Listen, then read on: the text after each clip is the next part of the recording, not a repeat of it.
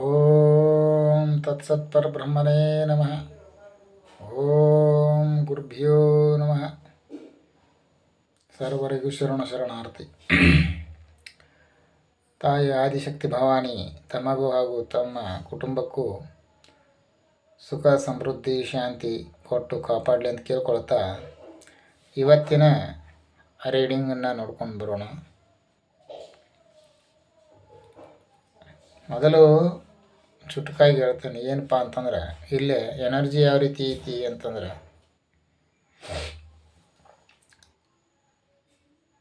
ಕಾಲದ ಕಷ್ಟಕ್ಕೆ ಹೆದರಿ ಶರಣಾದೊಡೆ ಕರ್ಮವು ಕಾಡುವುದು ಬಿಟ್ಟೀತೆ. ಇದು ಚುಟುಕಾಗಿ ಹೇಳಿರುವಂಥದ್ದು. ಅದು ವಿವರಣೆ ಯಾವ ರೀತಿ ಇಲ್ಲೇ ಯೂನಿವರ್ಸ್ ತೋರಿಸ್ತಾ ಇದೆ ಅಂತಂದ್ರೆ, ಇಲ್ಲೇ ಕೆಲವರಿಗೆ ಜೀವನ ತಮ್ಮ ಇಚ್ಛಾನುಸಾರವಾಗಿ ನಡೀತಾ ಇಲ್ಲ ಅನ್ನೋದೊಂದು ಅವರಿಗೆ ಭಾವ. ಆದರೆ ತಮ್ಮ ಇಚ್ಛಾ ಎಷ್ಟರ ಮಟ್ಟಿಗೆ ಸರಿ ಐತಿ ಅನ್ನುವಂಥ ಯೋಚನೆ ಇಲ್ಲ ಅವರಿಗೆ. ಏನು ತಾವೇನು ಇಚ್ಛೆ ಪಡ್ತಾ ಇದ್ದಾರಲ್ಲ ಅದು ಎಷ್ಟರ ಮಟ್ಟಿಗೆ ಸರಿ ಐತಿ ಅಂತ ಯೋಚನೆ ಮಾಡ್ತಿಲ್ಲ. ಅದು ಆ ಇಚ್ಛೆ ಅವರಿಗೆ ಈಡೇರ್ತಿಲ್ಲ ಅನ್ನುವಂಥದ್ದು ಅವರಿಗೆ ಇರುವಂಥ ಒಂದು ಭಾವ ಅದು. ಅದಕ್ಕೆ ಅವ್ರಿಗೆ ಏನಾಗ್ಬಿಟ್ಟಪ್ಪ ಅಂತಂದ್ರೆ, ಈ ಸಂಸಾರಿಕ ಜೀವನ ಅನ್ನುವಂಥದ್ದು ಬೇಸರ ತರಿಸುವಂಗೆ ಆಗೈತಿ. ಸಂಸಾರ ಬೇಸರ ಪಟ್ಕೊಂಡು ಅದರಿಂದ ನಾವು ವಿಮುಖ ಹಾಕ್ತೀವಿ ಅಂದ್ರೆ ಅದು ಬಿಡೋದಿಲ್ಲ. ಸಂಸಾರನ ಅರ್ಥ ಮಾಡಿಕೊಂಡು ಅದರ ಸತ್ಯಾಸತ್ಯತೆಯನ್ನು ತಿಳ್ಕೊಂಡು ಜೀವನ ಮಾಡಿದಾಗ ಅವಾಗೇನು ಭಾವ ಬರ್ತೈತಲ್ಲ ಅದು ಸತ್ಯ ಇರುವಂಥದ್ದು. ಈಗ ತನ್ನ ಇಚ್ಛಾನುಸಾರವಾಗಿ ನಡೀತಿಲ್ಲ ಅಂತಂದಾಗ ಸಂಸಾರದಿಂದ ದೂರ ಆಗಿ, ಅಂದರೆ ಹೆಂಡತಿ ಮಕ್ಕಳಿಂದ ದೂರ ಆಗಿ ಸನ್ಯಾಸಿ ಆಗಿಬಿಟ್ರೆ ಅವಾಗೇನು ಆ ತೊಂದರೆಗಳು ಏನು ತಪ್ಪೋದಿಲ್ಲ. ಅವಾಗ ಆ ತೊಂದರೆಗಳು ತಪ್ಪೋದಿಲ್ಲ. ತಿಳ್ಕೊಂಡಿರ್ತಾರೆ ಅವರು. ಏನಪ್ಪ ಅಂತಂದರೆ, ತಮ್ಮ ಇಚ್ಛಾನುಸಾರವಾಗಿ ಇಲ್ಲೇ ಮನೆಯೊಳಗೆ ನಡೀತಾ ಇಲ್ಲ ಅಂತಂದಾಗ ಯಾಕೆ ಬೇಕಪ್ಪ ಇದು ವೈರಾಗ್ಯ ತೊಗೊಂಡು ಆರಾಮ ಇದ್ಬಿಡೋದು ಒಳ್ಳೆಯದಲ್ಲ ಅಂತ. ವೈರಾಗ್ಯನೂ ಅವ್ರು ತಿಳ್ಕೊಂಡಷ್ಟು ಸುಲಭದ ದಾರಿ ಅಲ್ಲ ಅದ. ವೈರಾಗ್ಯನೂ ಅದಕ್ಕಾದಂಥ ಸಾಕಷ್ಟು ನಿಯಮಗಳಿರ್ತಾವೆ. ಅದಕ್ಕೆ ಇಲ್ಲೇ ನಿಮಗೆ ಸಂಸಾರಿಕ ಜೀವನದೊಳಗೆ ಸುಖ ಇದ್ದಾಗ ಸಂಸಾರ ಬೇಕು, ಸಂಸಾರಿಕ ಜೀವನದೊಳಗೆ ಕಷ್ಟ ಬಂಧುಗಳೇ ಸಂಸಾರ ತ್ಯಾಗ ಮಾಡುವಂಥದ್ದು ಬಂತಂತ ಈ ರೀತಿ ಭಾವ ಬರಕತ್ರ ಅದು ನಿಜವಾದ ವೈರಾಗ್ಯ ಅನಿಸೋದಿಲ್ಲ. ಅಲ್ಲೇನಾಗತ್ತಂದ್ರೆ, ಕಷ್ಟಕ್ಕೆ ಹೆದರಿ ಸಂಸಾರದಿಂದ ಪಲಾಯನ ಮಾಡೋಕ್ಕೆ ಪ್ರಯತ್ನ ಮಾಡ್ತಾ ಇದ್ದಾರೆ ಅಂಥೇಳಿ ಅದನ್ನು ಯೂನಿವರ್ಸ್ ಕೂಡ ಒಪ್ಪುವುದಿಲ್ಲ. ಅದನ್ನು ನೀವು ಮನೆಯಿಂದ ಸಂಸಾರದಿಂದ ಹೆಂಡತಿ ಮಕ್ಕಳಿಂದೆಲ್ಲ ಸಂಬಂಧಗಳಿಂದ ನೀವು ದೂರ ಹೋದರೂ ನೀವು ಎಲ್ಲಿ ಹೋಗಿರ್ತೀರ ಅಲ್ಲಿ ನಿಮ್ಗೆ ಬೆನ್ನು ಹತ್ತಿ ಬರತ್ತದು. ಇಲ್ಲೇ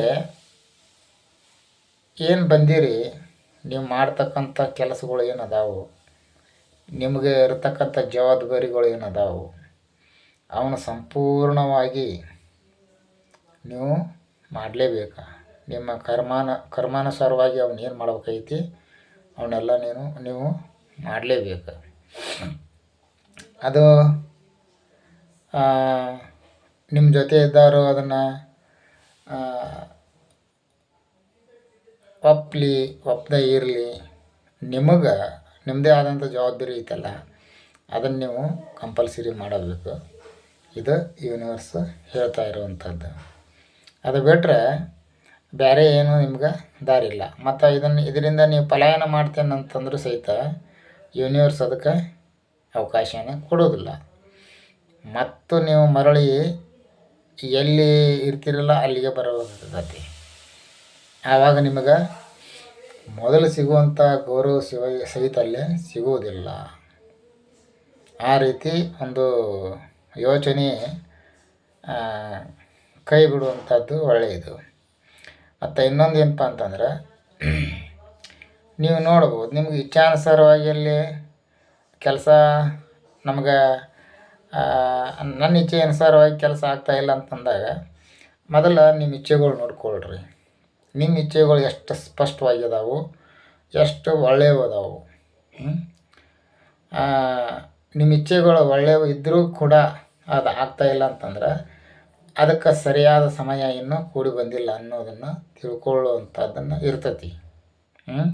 ನಿಮ್ಮ ಇಚ್ಛೆ ಏನೈತಿ ಅದು ನೆರವೇರ್ತಿಲ್ಲ ಅಂತಂದಾಗ ಅದನ್ನು ಬಿಟ್ಬಿಡೋದಂತಲ್ಲ, ಅದಕ್ಕಿನ್ನೂ ಸರಿಯಾದಂಥ ಸಮಯ ಕೂಡಿ ಬಂದಿಲ್ಲ ಅನ್ನೋದನ್ನು ತಿಳ್ಕೊಬೇಕಾಗತ್ತೆ. ಯಾವುದೇ ಒಂದು ಕಾರ್ಯ ಆಗ್ಬೇಕಾದ್ರೆ ಅದಕ್ಕಾದಂಥ ಒಂದಷ್ಟು ಸಮಯ ಸಂದರ್ಭ ಇರ್ತೈತಿ. ನಿಮ್ಗೆ ಅತಿ ಬೇಗ ಏನಾದರೂ ಒಂದು ಆಗಬೇಕಂತಂದ್ರೆ ಅದು ಆಗೋದಲ್ಲ. ಅದಕ್ಕೆ ಸಾಕಷ್ಟು ಪ್ರಯತ್ನ ಇರ್ತೈತಿ, ಅದಕ್ಕಾದಂಥ ಸಮಯ ಇರ್ತೈತಿ. ಸಮಯಕ್ಕೆ ಅನುಸಾರವಾಗಿ ಎಲ್ಲ ಕೆಲಸಗಳು ಹಾಕಿರ್ತಾವೆ. ಅದಕ್ಕೆ ಏನೈತಲ್ಲ, ನಿಮ್ಗೆ ಏನು ಯೂನಿವರ್ಸ್ ಏನು ಒಂದು ನೀವು ಯಾವ ಒಂದು ಕ್ಷೇತ್ರದೊಳಗಿದ್ದೀರಲ್ಲ ಆ ಕ್ಷೇತ್ರ ಒಳಗೆ ಬೇರೆಯವರು ನಿಮಗೆ ಪ್ರೋತ್ಸಾಹ ಮಾಡಲಿ ಮಾಡದೇ ಇರಲಿ, ನೀವು ಅದನ್ನು ನೀವು ಮಾಡುವಂಥ ಕೆಲಸಕ್ಕೆ ನ್ಯಾಯಯುತವಾಗಿ ನೀವು ಅದನ್ನು ಮಾಡಲೇಬೇಕು. ಇಷ್ಟ ಮಾಡೋದು ಅದನ್ನು ಬಿಟ್ಟರೆ ಬೇರೆ ಏನೂ ನೀವು ಮಾಡುವಂಥದ್ದು ಇಲ್ಲೇ ಇಲ್ಲ. ಮತ್ತು ಅದರಿಂದ ಏನು ಸರಿ ಅಂತ ಕೆಲಸನ ಮಾಡಿದರೆ ಅದು ಬಿಡೋದಲ್ಲ, ಮತ್ತು ನಿಮಗೆ ಮರುಕಳಿಸಿ ಹೊಳೆ ಬರ್ತೈತೆ ಅಂತ ಯೂನಿವರ್ಸ್ ಇವತ್ತೇ ಇಲ್ಲಿ ಹೇಳ್ತಾ ಇದ್ದೆ. ಅದಕ್ಕೆ ನಿಮ್ಮ ಇಚ್ಛೆನ ಬಿಡ್ರಿ ಅಂತೇಳಿ ಯೂನಿವರ್ಸ್ ಹೇಳಕತ್ತಿಲ್ಲ.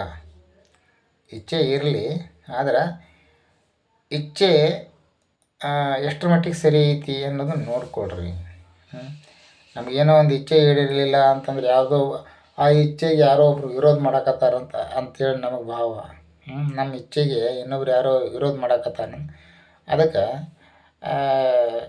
ಅಲ್ಲಿ ಯಾಕಿರೋದು, ನಮ್ಮ ಇಚ್ಛೆಗೆ ವಿರುದ್ಧವಾಗಿ ನಡೆಯಕತ್ತಾಗ ಅಲ್ಲಿ ಯಾಕೆ ಇರಬೇಕು ಅನ್ನುವಂಥ ಭಾವ ಬಂದುಬಿಡ್ತೈತೆ. ಅದು ಆವಾಗ ಯೂನಿವರ್ಸ್ ಏನು ಹೇಳಕತ್ತೈತೆ ಅಂತಂದ್ರೆ, ಇಲ್ಲಿ ಯೂನಿವರ್ಸ್ ಏನು ಹೇಳೋದು ಅಂದ್ರೆ, ಮೊದಲು ಇಚ್ಛೆಯನ್ನು ಗಮನಿಸ್ಕೊಳ್ರಿ.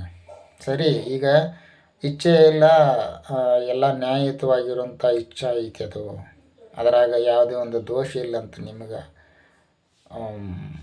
ಮನಸ್ಸಿಗೆ ಇದ್ರೆ ಅದನ್ನು ಯೂನಿವರ್ಸ್ ಇವತ್ತಲ್ಲ ನಾಳೆ ಅದನ್ನು ನಿಮ್ಮ ಇಚ್ಛೆಯನ್ನು ನೆರವೇರಿಸ್ತೈತಿ.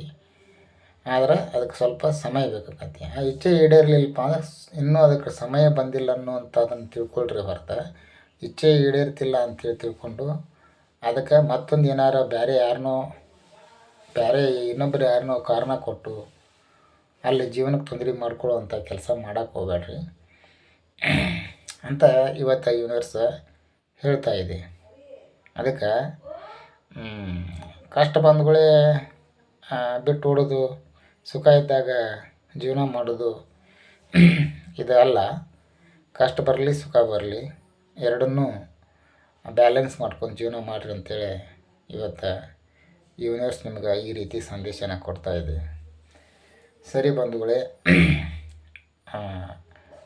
ಈ ಪೋಸ್ಟ್ ನಿಮಗೆ ಇಷ್ಟ ಆದರೆ ಲೈಕ್ ಮಾಡಿರಿ, ಹಾಗೆ ಶೇರ್ ಮಾಡಿರಿ.